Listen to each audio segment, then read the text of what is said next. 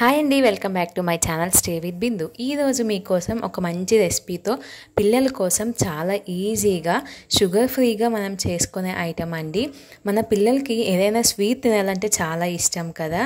So మనం sugar jaggery ప్లేస్లో ఇలాగ డేట్స్ పౌడర్ని ఎలా ప్రిపేర్ చేసుకోవాలో ఈరోజు మీకు చూపిస్తానండి.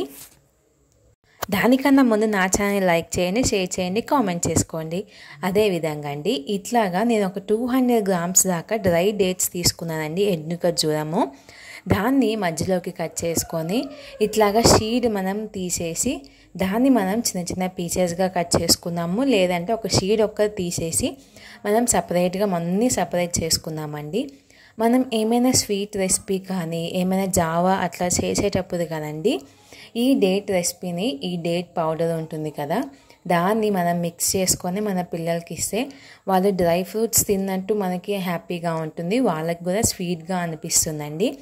ఇట్లాగా వీటిని కొంచెం డ్రైగా అవటానికి మనం ఒక నియర్లీ 1 వీక్ దాకా మనం ఇట్లా ఎండలో పెట్టుకోవాలండి.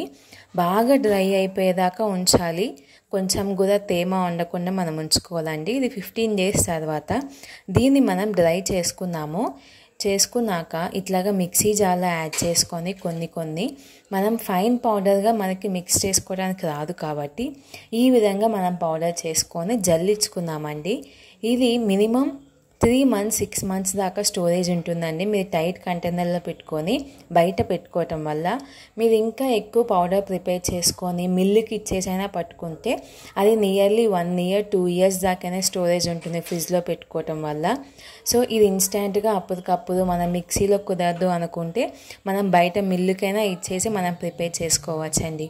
ఈ రెసిపీ కనుక మీకు నచ్చినట్లయితే మీరు కూడా ఒకసారి మీ పిల్లలు హెల్తీ కోసం ఉండటానికి హెల్తీ వేలో మీరు ఇది కొంచెం రిస్క్ అనిపించినా ట్రై చేయండి. చాలా ఈజీగా ఉంటుందండి, మనం ఎక్కువ రిస్క్ తీసుకోవాల్సిన అవసరం ఉండదు. So thanks for watching. Please like, share and subscribe. Have a nice day.